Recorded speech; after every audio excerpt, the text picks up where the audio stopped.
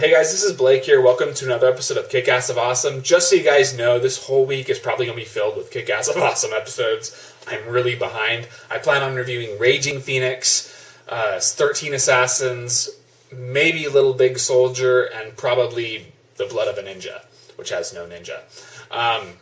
But today I'm going to be talking about Opium and the Kung Fu Master. Now, this is a really, really good Kung Fu movie. It actually has some depth to its characters and its story, which you usually don't see. But to make that point, I want to stress why I prefer the 80s Kung Fu and compared to the 70s Kung Fu.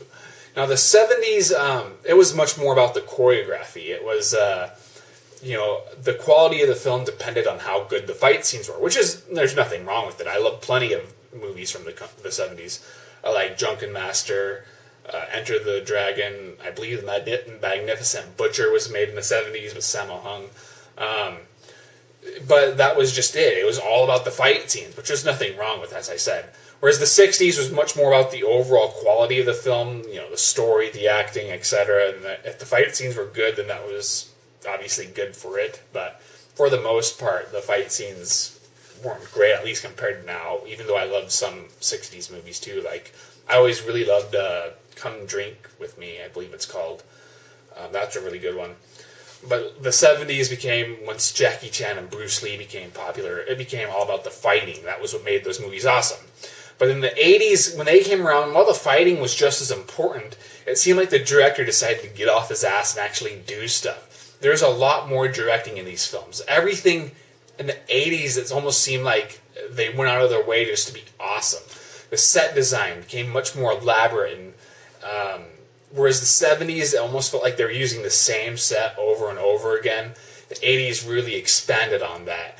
And the director would use certain tricks, certain camera angles, or maybe he'll use the editing to really amplify the fight scenes. The fight choreography was just as important, but the director made it better. And that's what I really loved about the 80s. And also just did a lot of new stuff. One of my favorite Kung Fu films is, I hope it's the 80s, otherwise I'll make this whole thing really awkward, was Duel to the Death, which had China's best warrior fighting Japan's best warrior. And that was a really cool movie. It was really bizarre and surreal at times, but I really, really liked it. It was really good.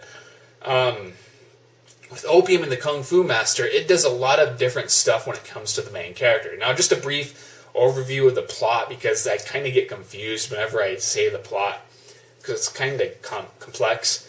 But pretty much this main town is protected by its master, and I mean in terms of status, not skill, even though this character is obviously skilled.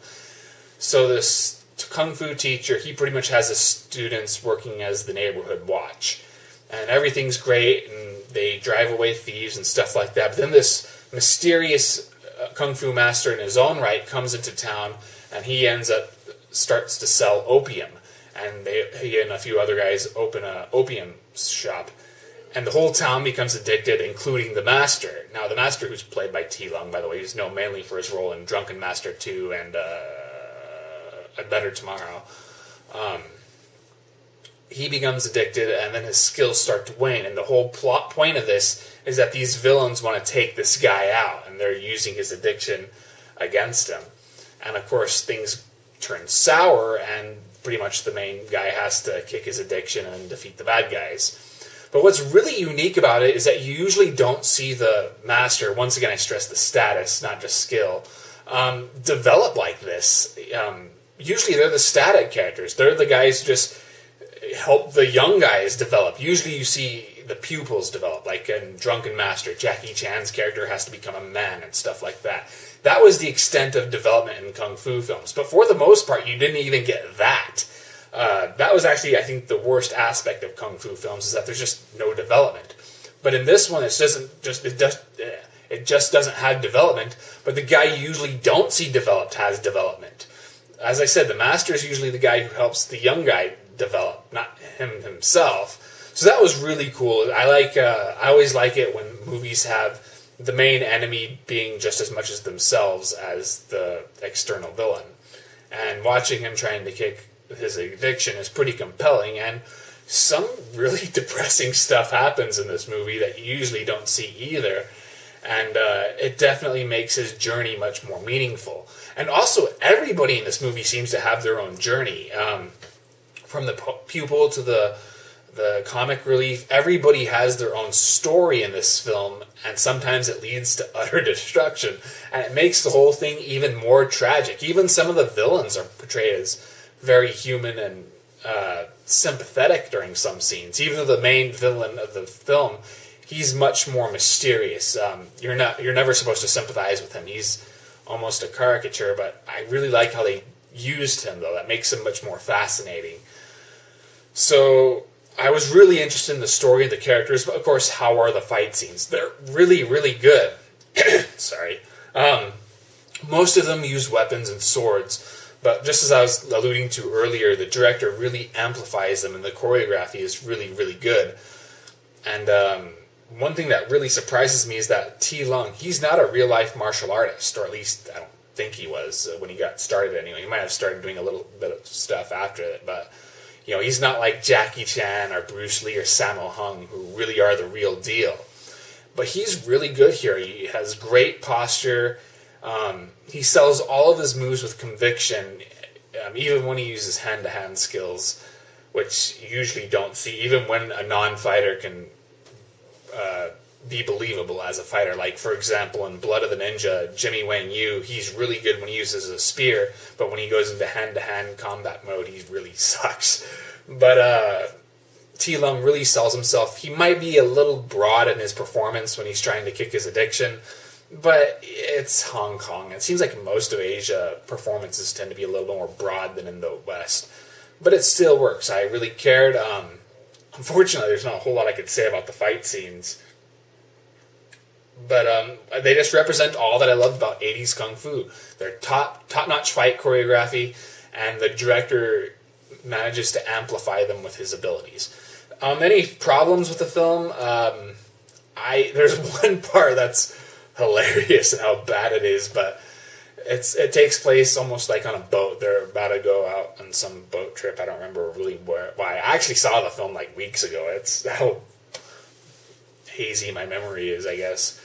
But you can just tell the whole set is phony. The whole backdrop, the sky and stuff like that has clearly been painted on.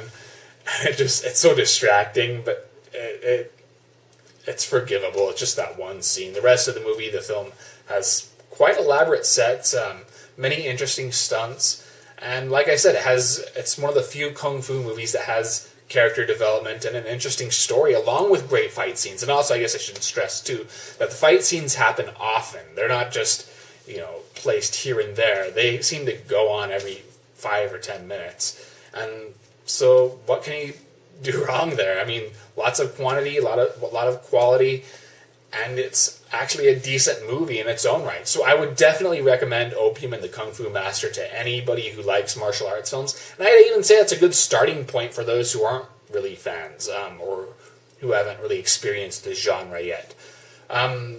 So that's really all I have to say. If you want to read my written review, just check the link in my description. It's probably a little more coherent than this video because, like I said, I saw the movie weeks ago and I wrote the review maybe a week or two ago. I don't remember.